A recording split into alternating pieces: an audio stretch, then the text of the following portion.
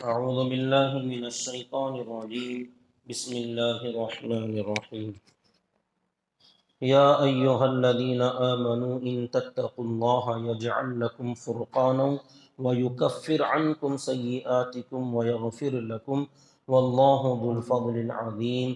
اے ایمان والو، اگر تم اطاعت و فرما برداری کرتے ہوئے اگر اللہ تعالی سے ڈرتے رہو گے تو اللہ تمہارے لیے حق اور باطل میں فرق کرنے کی تمیز عطا فرما دیں گے اور تمہارے سیئات کو تم سے دور کر دیں گے اور تمہاری مغفرت فرما دیں گے، اور اللہ تعالی بہت بڑے فضل کے مالک ہیں۔ محترم بزرگ عزیز دوستو، ایک مسئلہ تھا روزے کے متعلق۔ کل ایک ساتھی نے سوال کیا تھا کہ روزے کی حالت میں تیرنا، سوئمنگ پول وغیرہ جانا کیا جائز ہے یا نہیں؟ جا سکتے ہیں، تیر سکتے ہیں، جیسے نہانا جائز ہے روزے کی حالت میں، ایسے ہی تیرنا بھی جائز ہے، مگر تیرنے میں تھوڑا ماہر آدمی ہو، جسے اچھے طریقے سے آتا ہو، وہ تیرے۔ ابھی نوسکھ جو اناڑی ہیں، جو ابھی پورا نہیں جانتے ہیں، جن کو مکمل پرفیکٹ تیرنا نہیں آتا، ایسے لوگوں کو نہیں جانا چاہیے، کیونکہ اس میں بعض مرتبہ تھوڑا اندر چلے جانے کی وجہ سے ناک اور کانوں میں، حلق میں پانی اندر اتر جانے کا اندیشہ ہوتا ہے، ٹھسکا لگ جاتا ہے جو اندر پانی جانے کی علامت ہے۔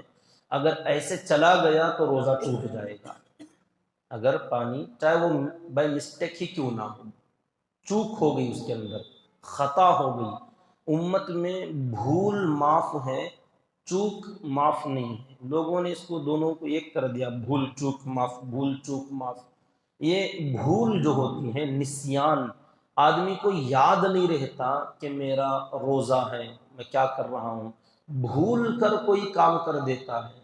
تو بھولنے کی صورت میں اگر کوئی آدمی روزے کی حالت میں پانی پی رہا ہے، کھانا کھا رہا ہے، چاہے وہ پیٹ بھر کر کھا جائے، روزہ نہیں ٹوٹتا۔ کب؟ جب کہ وہ بھول گیا، بالکل یاد نہیں ہے اسے، جیسے یہ تو اب نہیں ہو سکتا، شروع کے ایک دو روزوں کے اندر جب نیا نیا رمضان شروع ہوتا ہے، پہلے سے عادت ہوتی کھانے پینے کی، اکثر فجر کے بعد چلے گئے، کبھی چائے پی لیا، بسکٹ کھا لیا، کبھی ناشتہ کر لیا، تو روزہ یاد نہ ہونے کی وجہ سے اپنے معمول کے مطابق کام کاج میں آدمی مشغول ہوتا ہے، تو بھول کر، بسر کر کچھ کھا لیتا ہے، پی لیتا ہے، تو ایک دو لقمے نہیں بلکہ پیٹ بھر کر کھا جائے، پیاس بجھنے تک پی جائے، روزہ نہیں ٹوٹتا، کیونکہ بھولا ہوا آدمی ہے۔ وہیں پر دوسرا آدمی جس سے چوک ہو جاتی ہے، یعنی بھولا تو نہیں، یاد ہے روزہ، جیسے غسل کے وقت میں، وضو کے وقت میں، تیرنے کے وقت میں روزہ ہوں، میں میرا روزہ ہے، یہ یاد رہتا ہے، مجھے کنٹرول کرنا ہے، مجھے پانی اندر جانے نہیں دینا ہے، یہ کنٹرول اس کا مس ہو جاتا ہے، اس کے ہاتھ سے باہر نکل جاتا ہے، اور کبھی کبھار پانی جہاں روکنا چاہتا تھا وہاں رکتا نہیں، حلق سے نیچے غسل میں، وضو میں، یا کبھی بھی کسی بھی صورت میں اگر چلا گیا تو یہ کہتے ہیں مسٹیک ہو گئی، بھولا نہیں، یاد تھا مگر کنٹرول نہ رکھ سکا، مس ہو کر چلا گیا، تو یہ معاف نہیں ہے، اس کی وجہ سے روزہ ٹوٹ جائے گا۔ تو تیرنا، سوئمنگ پول وغیرہ جانا جا سکتے ہیں، مگر اگر پانی ناک میں یا کان کے ذریعے سے اندر داخل ہو جائے تو اس میں احتیاط کی ضرورت ہے، اگر چلا گیا تو روزہ ٹوٹ جائے گا۔ اللہ تعالیٰ کا یہ فرمان کہ اس سے پہلے غزوہ بدر کے بعد اللہ تعالیٰ نے اپنی اطاعت اور رسول کی اطاعت کا حکم دیا، اسی سے متعلق ایک اور حکم ہے کہ اے ایمان والو، اگر تم اطاعت کے ساتھ ساتھ اللہ کے ساتھ تم تقوی، ڈرتے ہوئے اطاعت کرو گے، یجعل لکم فرقانا، تو یہ تقوی اختیار کرنا، یعنی اللہ تعالیٰ سے ڈرنا اور اللہ کے احکامات کی پابندی کرنے کی فکر کرنا، اس کے تین انعام ہیں۔ یجعل لکم فرقانا، تمہارے لیے اللہ تعالی حق اور باطل میں فرق کر دیں گے، یا تمہیں حق اور باطل میں فرق کرنے کا ملکہ عطا فرما دیں گے، ایسی صلاحیت تمہیں عطا کر دیں گے تقوی جس بندے کے اندر ہوگا اور جس درجے کا تقوی ہوگا، اللہ تعالیٰ اس بندے کو صحیح اور غلط، حق اور باطل کی پہچان اعلیٰ درجے کی پیدا فرما دیتے ہیں۔ جس کا تقوی جتنا زیادہ، اس کے اندر حق اور باطل کی تمیز، کہ کون سی چیز سنت میں ہے، کون سی چیز بدعت میں ہے، کیا صحیح کیا غلط، کیا کرنا چاہیے کیا نہیں کرنا چاہیے، یہ تمیز اللہ تعالیٰ اس بندے کو عطا فرما دیتے ہیں۔ ایک انعام تو یہ، وَيُكَفِّرْ عَنْكُمْ سَيِّئَاتِكُمْ، اور تمہارے سیئات کو تم سے اللہ تعالیٰ دفع کر دیں گے، دور کر دیں گے۔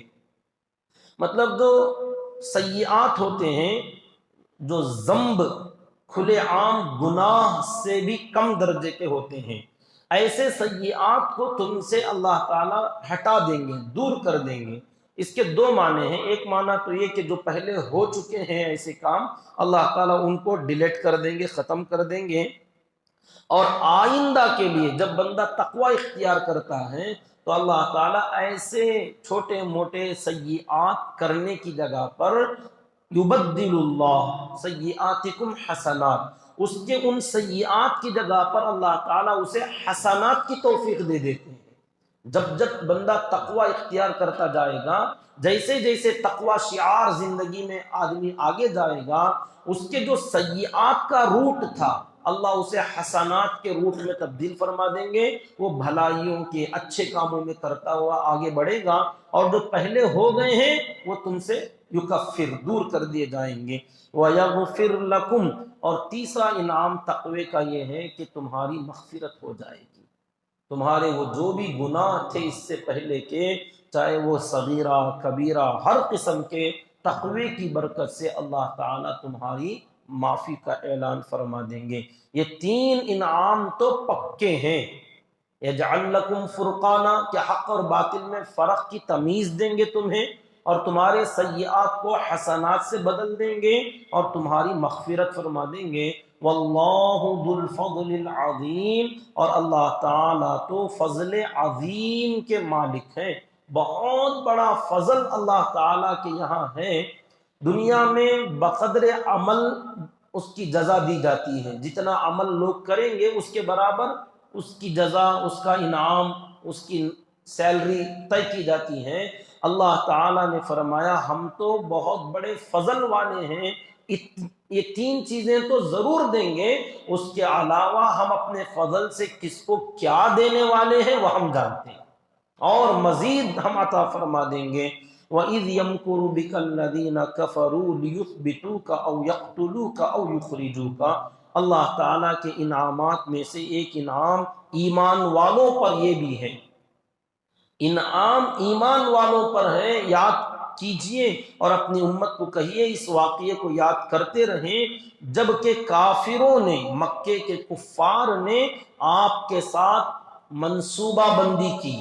یمکر بک الذین کفروا، کافروں نے آپ کے ساتھ سازش کی اور انہوں نے پلاننگ کی، لیثبتوک، کہ آپ کو قید کر ڈالیں، او یقتلوک، یا آپ کا قتل کر دیں، او یخرجوک، یا آپ کو اپنے شہر سے باہر نکال دیں۔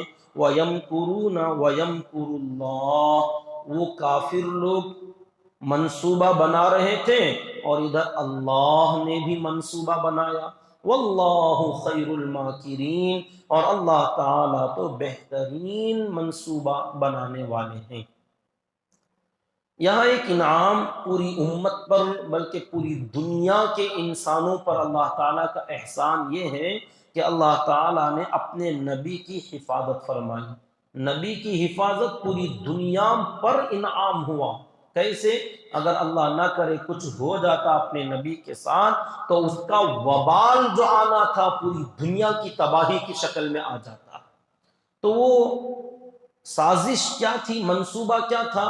جب اللہ کے نبی صلی اللہ علیہ وسلم مکہ مکرمہ میں 13 سال تک لوگوں کو سمجھاتے رہے، بالآخر ہجرت کا حکم ملا، حضرات صحابہ ہجرت کر کے ایک کے بعد دیگرے مدینہ جانے لگے۔ عن قریب آپ کو بھی ہجرت کا حکم ہونے والا تھا، تو مکے کے سرداروں نے مشورہ کرنے کے لیے دار الندوہ، جو ان کا دار المشورہ تھا، اس جگہ پر مکے کے اندر خانہ کعبہ کے پاس ابو حرم کے اندر آ گئی ہے وہ جگہ۔ تو وہاں پر دارالندوہ ان کی میٹنگ ہال تھی، وہاں بڑے بڑے سرداروں کو بلایا، جمع کیا، ابو جہل، ابو البختری وغیرہ بڑے بڑے سردار. اور جب مشورہ شروع ہونے ہی والا تھا تو ایک بہت ہی بزرگ، تقوی اور پرہیزگار شکل کا ایک شخص ظاہر ہوا، نمودار ہوا، جو کہ اس بستی کا نہیں تھا اور اس جگہ کے اطراف و اکناف کے کسی قریے کا بھی نہیں تھا. لوگوں نے اس کو دیکھا تو بہت بڑا بزرگ سمجھا، عمر دراز اور بہت ہی زیادہ تجربہ کار، بہت ہی زیادہ سنجیدہ مزاج ایک آدمی دروازے پر داخل ہوا. تو لوگوں نے اس کا استقبال کیا، بلایا اندر، اور پہلے تعارف پوچھا کہ آپ کون ہیں، ہمارے علاقے کے تو نہیں لگتے. تو اس نے کہا میں نجد کا رہنے والا آدمی ہوں، مجھے پتا چلا کہ تم لوگ بہت ہی اہم مشورہ آج کرنے والے ہو، تو میں قومی جذبے سے تمہاری نفع کے لیے، تمہارے فائدے کے لیے میں اس مشورے میں شرکت کے لیے از خود میں اپنی طرف سے آ گیا، اگرچہ کہ مجھے دعوت نہیں دی گئی، لیکن تمہاری بھلائی کے لیے میں چلا آیا. تو لوگ اس کی ان باتوں سے بہت متاثر ہوئے کہ یہ تو بہت ہی ہمارا ہمدرد آدمی، کہ ہمارے مشورے کی اس کو اتنی اہمیت ہے. تو اس کو بہت اچھی جگہ دی گئی، درمیان میں بٹھایا گیا، کیونکہ عمر دراز تھا، چہرے سے ایسا لگ رہا تھا اور اس کے دل کی ہمدردی ایسی تھی، تو بڑا مخلص سمجھ کر اس کو بٹھایا گیا.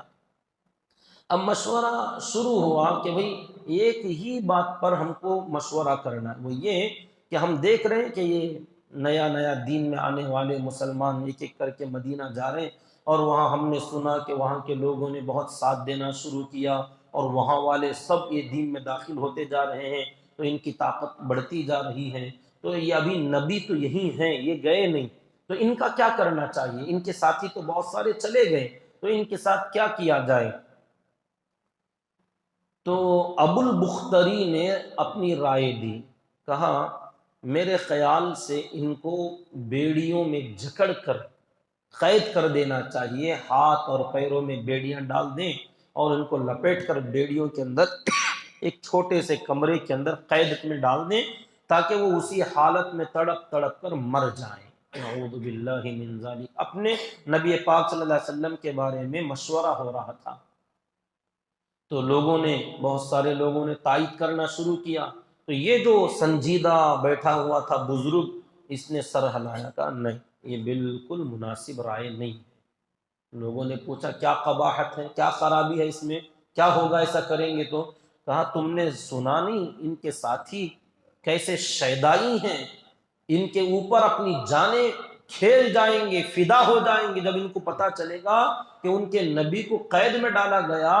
تو جہاں جہاں یہ لوگ ہیں اپنی جانوں کی پرواہ کیے بغیر گھس کر آئیں گے، جہاں کہیں بھی تم رکھو، وہ لڑ کر، کٹ کر، مار کر، مر کر ہی کیوں نہ ہو، اپنے نبی کو چھڑا کر لے کر چلے جائیں گے، یہ تمہارے پاس رہنے نہیں دیں گے.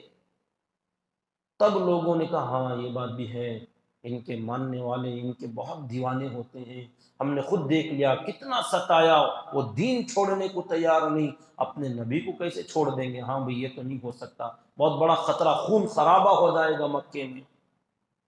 تو پھر ابو الاسود ایک آدمی، اس نے ایک رائے دی کہ ایک کام کرتے ہیں، ان کو یہاں سے ہم ہی نکال کر کہیں دور بھیج دیں گے، کسی دوسرے علاقے میں لے جا کر چھوڑ کر آ جائیں گے. تو لوگوں نے اس رائے کو بھی سراہنا شروع کیا. تو پھر اسی بزرگ نے کہا کہ نہیں، یہ بھی نہیں ہو سکتا. کہا کیا خرابی اس میں؟ کہا تم نے دیکھا نہیں ان کی زبان کتنی شیریں ہے، کتنی میٹھی بول بولتے ہیں، کیا انداز ان کا ہے، یہ جہاں بھی جائیں گے، تم جہاں کہیں ان کو لے جا کر چھوڑو، چند ہی دنوں میں اس علاقے کو اپنا شیدائی بنا لیں گے، سب ان کے فالوورز بن جائیں گے، اس کی باتوں میں آ جائیں گے، اور بہت جلد جس علاقے میں یہ جائیں گے وہ علاقہ ان کا ہو جائے گا، پھر وہ اپنے اس پوری جماعت کو، فوج کو لے کر تم پر حملہ کرنے آ جائیں گے. ہاں یار یہ بھی ہے، ان کی باتوں میں تو بہت مٹھاس ہے، یہ جہاں جائیں گے بات کریں گے لوگ ان کے ہو جاتے ہیں، تو ان کو کہیں پر بھی بھیجنا ہمارے لیے ہی خطرہ ہے. تو پھر لوگوں نے کہا کیا کر سکتے ہیں، قید بھی نہیں کر سکتے، نکال کے باہر نہیں بھگا سکتے. تو لعنت اللہ علیہ، ابو جہل کھڑا ہوا اور اس نے کہا مجھے تو ایک ہی شکل نظر آتی ہے کہ ان کو ہم یہیں قتل کر دیں، نعوذ باللہ من ذالک۔ اب لوگوں نے کہا قتل کرنا تو بہت اچھی بات ہے، ہمارے بھی ذہنوں میں ہے، لیکن ان کا قبیلہ، ان کا کنبہ بنو ہاشم بہت مضبوط جتھا ہے، اگر کوئی بھی قتل کرے گا تو ان کا قبیلہ چپ نہیں بیٹھے گا، اگرچہ کہ اسلام میں داخل نہیں ہوئے مگر اپنے قبیلے کی طرفداری وہ ضرور کریں گے، تو قتل کے بدلے میں قتل قصاص کے لیے آئیں گے، جو بھی قتل کرے گا اس کو قتل کر دیا جائے گا۔ تو کون اپنی جان گنوانے کے لیے تیار ہے؟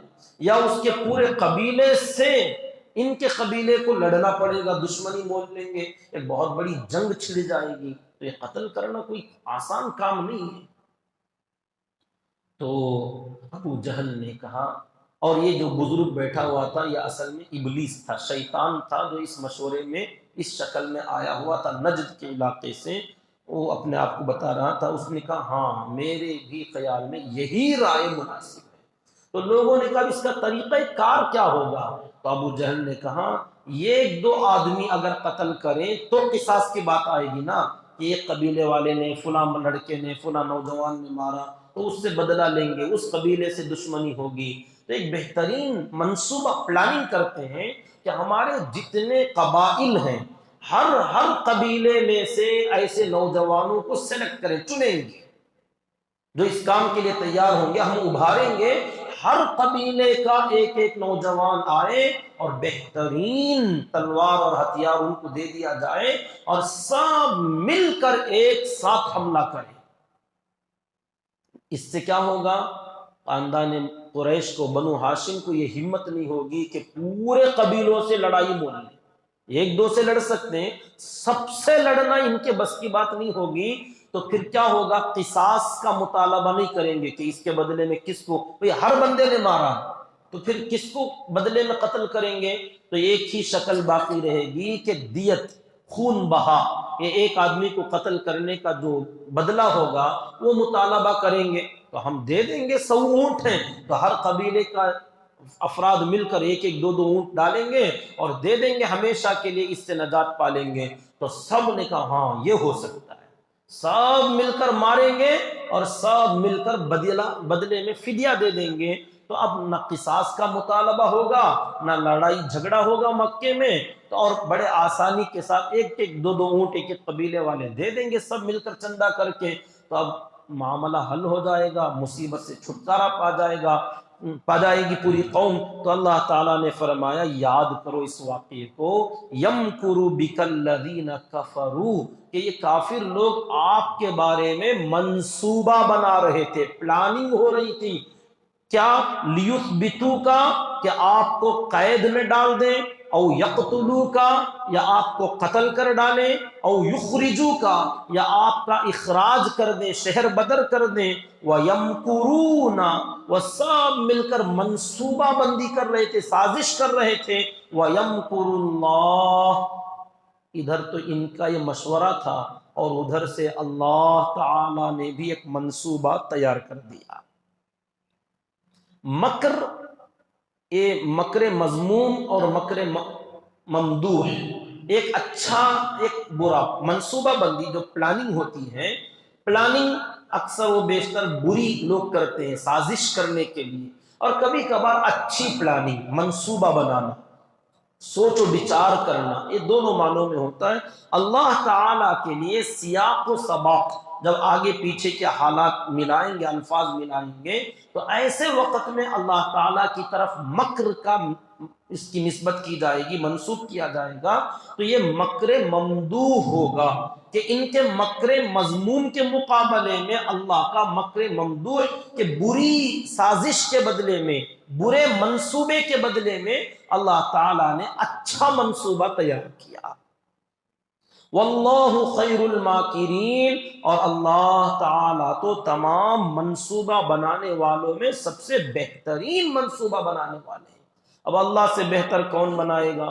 اب آگے واقعات تو نہیں ہے، سیرت کی کتابوں میں ملتا ہے، آگے قرآن مجید کی آیتیں کوئی واقعات سنانے کے لیے نہیں ہیں، ایک عبرت کے لیے، ایک نصیحت کے لیے کہ دیکھو اللہ کی نعمت یہ ہے کہ تمہارے نبی کے ساتھ لوگوں نے ایسی سازش کی تھی، اگر یہ واقعہ ہو جاتا تو تمہارا کیا حال ہوتا؟ کیا تم لوگوں کو ایمان اور اسلام کی دولت نصیب ہو سکتی تھی؟ اللہ تعالیٰ نے اس وقت پر تمہارے نبی کی حفاظت اپنی قدرت سے کر کے تم لوگوں پر انعام فرمایا۔ احسان ہمارے اوپر ہوا کہ اللہ تعالیٰ نے اپنے نبی کی حفاظت کی۔ ہوا کیا تھا؟ اللہ کے نبی صلی اللہ علیہ وسلم کے پاس ادھر مشورے میں طے ہوا کہ آج رات کو ہی یہ کام کر دینا، زیادہ لیٹ نہیں کریں گے۔ تیار کر لیے، لوگوں کو طے کر دیا اور ہتھیارات تقسیم ہو گئے، اور رات میں جیسے ہی لوگ سوئیں گے اور یہ نبی اپنے کمرے میں گھر میں جا کر سو جائیں گے تو رات کے اندھیرے میں گھر کا محاصرہ چاروں طرف سے گھیر لیں گے۔ جیسے ہی صبح میں اول وقت میں یہ حرم میں آنے کے لیے نکلتے ہیں تو منہ اندھیرے، راتوں رات اندھیرے کے اندر قتل کر ڈالیں گے تاکہ کوئی پہچان نہ سکے کہ کس نے مارا۔ تو رات کے اندھیرے میں لوگوں نے محاصرہ کر لیا۔ حضرت جبریل امین آئے اور ان کی سازش کو پورا آشکارا کر دیا، بتا دیا کہ ایسی پلاننگ آپ کے بارے میں ہوئی ہے۔ تو پوچھا میں کیا کروں، اللہ کا کیا حکم ہے، کہ ابھی چلا جاؤں؟ کہ نہیں، آپ انتظار کیجئے، ان کو اپنی چال چلنے دیجئے۔ تو پھر میں کہا آپ اپنی بستر پر، اپنی جگہ پر اپنے ایک ساتھی، اپنے شیدائی کو سلا دیں۔ حضرت علی جو آپ کے ساتھ رہتے تھے ہمیشہ، بچپن سے ان کی تربیت پرورش آپ صلی اللہ علیہ وسلم نے خود کی تھی، چچا کے لڑکے تھے لیکن بیٹے کی طرح پال پوس کر ان کو اپنے ساتھ میں رکھا تھا۔ اس رات کہا علی آج ایک بہت اہم کام ہے، مجھے یہاں سے نکلنا ہے، اللہ کا حکم ہے رات میں میں نکلوں گا، لیکن آج رات میرے ساتھ لوگوں نے ایسی پلاننگ کی، سازش کی ہے، میرے بستر پر تمہیں سونا ہے۔ لوگ تمہیں میں سمجھتا رہیں گے، سمجھیں گے، دیکھیں گے کہ میں سویا ہوا ہوں، اگر حملہ ہوگا تو تمہارے اوپر ہوگا، تم میرے بستر پر سو جاؤ، اور یہ امانتیں ہیں میرے پاس، ان امانتوں کو تم لے لینا، جب میں یہاں سے چلا جاؤں تو یہ فلاں فلاں لوگوں کی امانتیں ہیں، ان کو اچھے انداز سے دیکھ لینا، یہ ادا کر دینا، اور تم بھی جب اللہ تمہیں سہولت دے دے نکل کر آ جانا، مدینے میں ہماری ملاقات ہوگی۔ تو حضرت علی رضی اللہ تعالیٰ عنہ آرام کرنے لگے اور بڑے مزے سے سو گئے۔ رات کے اندھیرے میں جبریل امین نے وقت بتایا اب نکلیے، تو آپ نے اپنے ہاتھ میں ایک مٹھی میں مٹی لی اور دروازے کھولے۔ لوگ دروازے کے سامنے کھڑے ہوئے تھے، شاہت الوجوہ، ان کے آنکھ، ان کے چہرے مسخ ہو جائیں۔ آپ صلی اللہ علیہ وسلم نے دعا کی اور سورہ یاسین وغیرہ کی تلاوت کرتے ہوئے ان کے درمیان سے آپ نکلتے ہوئے ان کے سروں کے اوپر مٹی ڈالتے ہوئے، سب کے دائیں بائیں جو کھڑے تھے سروں پر مٹی ڈالتے ہوئے آپ نکل کر چلے گئے سیدنا ابو بکر صدیق رضی اللہ عنہ کے پاس، اور وہاں سے جو ہجرت کا واقعہ ہے ان کو ساتھ میں لیے چلے اور غار ثور کے اندر چلے گئے، وہاں جا کر 3 دن قیام، وہ طویل واقعہ۔ یہ رات بھر انتظار کرتے رہے اور دیکھنے والے درمیان میں دروازے کی سوراخوں سے، کیواڑوں سے جھانک کر دیکھتے تھے کہ اندر ہیں کہ نہیں، اٹھے کہ نہیں، ابھی آ رہے کہ نہیں، تو دیکھتے بستر پر ہیں، تو کہتے ٹھیک ہے ابھی اٹھے نہیں، ابھی آئیں گے۔ انتظار کرتے رہے، صبح کا اجالا ہونے لگا تو کوئی آدمی، جو صبح سویرے لوگ اٹھتے ہیں قریے دیہاتوں کے اندر، منہ اندھیرے 3 بجے 4 بجے وہ ٹائم ہوتا ہے لوگوں کو اٹھنے کا، تو اٹھ جاتے تھے۔ تو اس وقت میں ایک آدمی جانے لگا تو اس نے پوچھا یہاں کیا کر رہے ہو آپ لوگ؟ کہا اس کے، وہ رات مشورہ ہوا تھا نا، ان کے انتظار میں کھڑے ہیں۔ کہا کن کا انتظار؟ کہا وہ نبی کا۔ ان کو تو میں نے کب کا وہاں جاتے ہوئے دیکھا تھا۔ جاتے ہوئے؟ ہاں، نہیں اندر سو رہے ہیں۔ کہا ارے نہیں، تمہارے سروں پر یہ مٹی بھی تو پڑی ہے، تم نے دیکھا نہیں؟ سب نے اپنے سر پر ہاتھ پھیرا تو سروں پر مٹی ہے کہ کب پڑی؟ اب لوگوں نے دروازہ پیٹنا شروع کیا تو اطمینان سے حضرت علی رضی اللہ عنہ کرائے دروازہ کھولا، کیا بات ہے؟ آپ ہیں؟ اندر جا کے جھانک کے دیکھا، تلاش کیا، حضور اکرم صلی اللہ علیہ وسلم کہیں موجود ہی نہیں۔ لوگ بڑے ہی خائب و خاسر، ایک دم ندامت کے ساتھ افسوس کرتے ہوئے کہ ارے ہم بھی کیا پاگل تھے، اندر گئے دیکھا تھا، باہر کب نکلے نظر ہی نہیں آئے۔ اللہ نے فرمایا یہ میرا منصوبہ تھا، یہ میری پلاننگ تھی، اور مجھ سے بہتر پلاننگ کون کر سکتا ہے؟ حضرت علی رضی اللہ تعالیٰ عنہ سے بعد میں جب انہوں نے یہ واقعہ خود سنایا کہ صاحب واقعہ ہیں وہ، جب بتاتے تو شاگردوں نے سوال کیا کہ حضرت اس رات آپ کو نیند آئی تھی؟ کہا بہت مزے کی۔ آپ کو ڈر نہیں لگا تھا؟ تلواروں کے سائے میں تھے، کبھی بھی آپ پر انجانے میں حملہ ہو سکتا تھا، تو رات نیند کیسے آئی؟ کہا تم تو تلواروں کو دیکھتے ہو، میں تو اپنے نبی کے اس جملے پر غور کرتا ہوا سو گیا کہ نبی نے کہا تھا مدینے میں ملاقات ہوگی تو کس کی ہمت ہوگی کہ مجھے مارے۔ نبی نے کہا تھا مدینے میں ملیں گے تو ملوں گا ضرور، قتل کون کرے گا؟ نبی کا فرمان جھوٹا نہیں ہو سکتا، تو میری ملاقات ہوگی ہی اور اللہ میری حفاظت کریں گے۔ مجھے ذرہ برابر اس دن خوف اور خطرہ محسوس نہیں ہوا۔ نبی کی بات کا اتنا اعتماد تھا، یقین اور بھروسہ تھا۔ کاش کہ ہمیں بھی اپنے اللہ اور اللہ کے رسول کی باتوں کا ایسا اعتماد اور ایسا یقین پیدا ہو جائے۔ تو اللہ تعالیٰ نے فرمایا یہ انعامات ہیں میرے تمہارے اوپر کہ اس دن ہم نے اپنے نبی کی حفاظت کر کے تم پر احسان کیا، اب تمہاری ذمہ داری ہے کہ اس نبی کی اطاعت کرو اور اس اللہ کے احکامات پر تقوی کے ساتھ اطاعت اور فرما برداری اگر کرو گے تو یہ انعامات ملیں گے کہ تمہیں حق اور باطل کے فرق کی تمیز اور تمہارے سیئات کو دفع کر دیا جائے گا اور تمہاری مغفرت، اور اللہ تعالیٰ فضل عظیم کے مالک ہیں، دنیا میں بھی اور آخرت میں بھی کن کن انعامات سے متقی بندوں کو اللہ نوازیں گے اللہ بہتر جانتے ہیں۔ اللہ سے تعالیٰ سے دعا کریں کہ اللہ رب العزت ہم تمام کو قرآن پاک کی تلاوت کرنے کی توفیق عطا فرمائے، قرآن مجید کو سمجھنے اور اس کے مطابق اپنے ایمان و اعمال و اخلاق کو درست کرنے کی اللہ ہمیں توفیق